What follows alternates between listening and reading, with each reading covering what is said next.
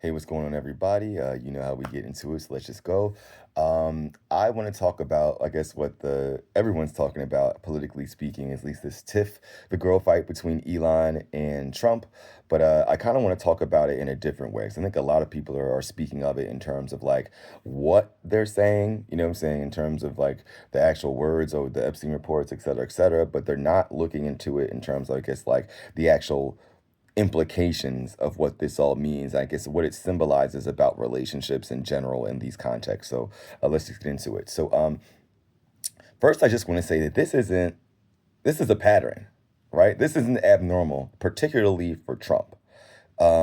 If you've noticed, he's done that with his attorneys generals, with his military leaders, like General Kelly, Mad Dog Johnson, Jeff Sessions, like people that were his supporters, people that were in his camp, people that, were all doing things that he wanted. The moment that any of those people didn't do what he wanted or spoke out, even in moderation, against some of the things that he wanted, he turned on them so quickly.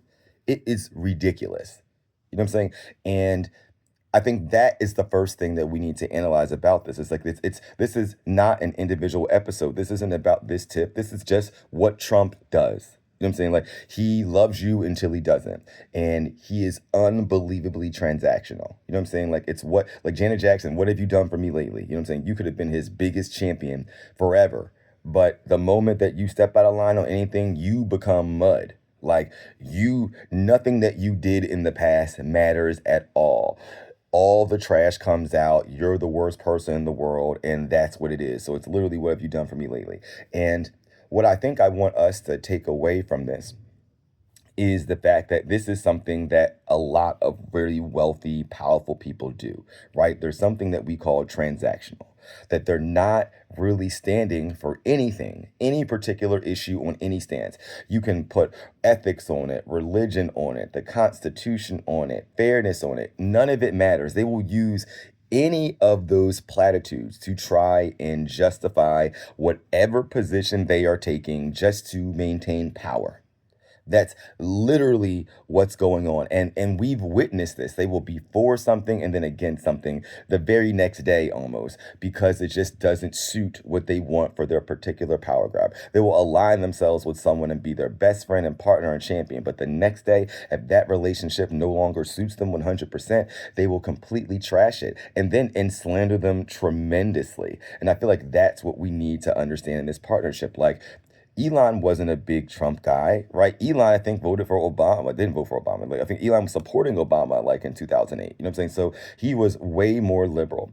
And then what happened? He saw that there was an opportunity to get power, right? He saw aligning himself with Trump would enable him to get a lot more power and access. So we made that calculation, even though it wasn't something that he actually agreed with. And then we could look back and see now, from all his criticisms of the Big Blue Bill or the Big Beautiful Bill, and all his comments on how he thinks Donald Trump is deplorable and he's accusing him of being a pedophile, all those things. But you didn't care about that. You knew about all that stuff, right? You knew about it, and then still decided to align yourself with him and advocate for him and give him $300 million towards his campaign and helping elect all these other people. Like, you did that while all knowing all the things that you're talking about now. So what does that say? Like, he made a calculation and said, even though there is about 80% of things that like are really bad, I don't fuck with him like that, anything like that. But hey, I need these government contracts. Hey, I need access to power.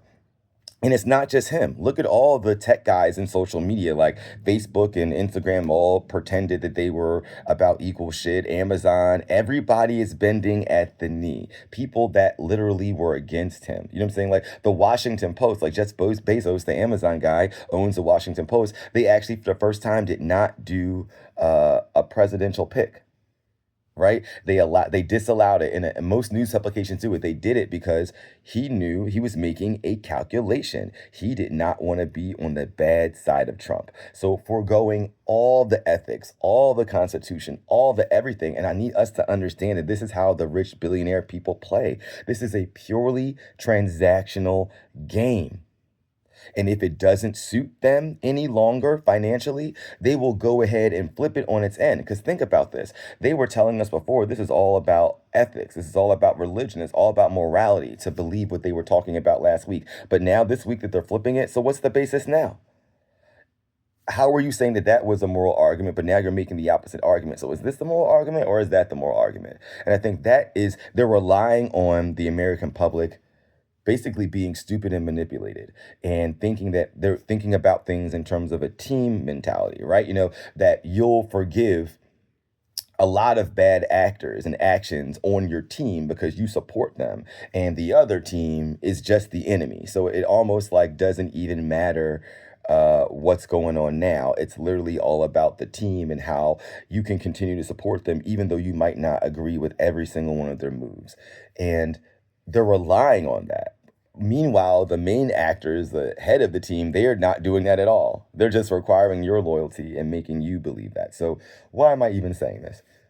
I'm saying this so that we, saying, or people in the middle, or people that are not just so completely on this team mentality, can actually pick a moral situation and decide upon that, as opposed to what your favorite person is saying. Because as we know, those favorite people can flip flop, right? And so then you're left with what?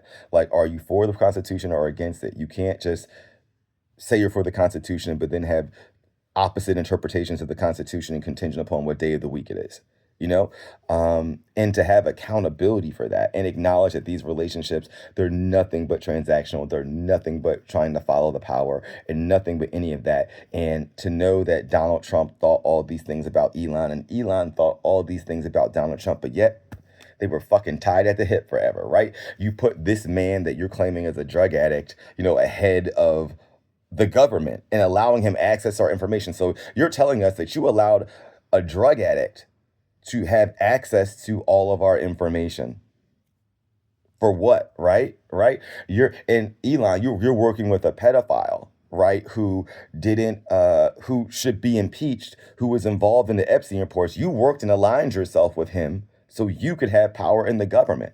Right? So that's what we should take away from this, that these people are not moral. They are not good judgments of character. They're not any of that. This is all a transactional power grab, and it's all not to benefit you or anyone in the middle. There's no accountability in that space. So I just need us really to discern and actually figure out what we stand for, period, on platitudes, as opposed to just being able to be manipulated by these people who are clearly motivated by power and relationships and will flip everything on their head, on its head, just to make it through the next day.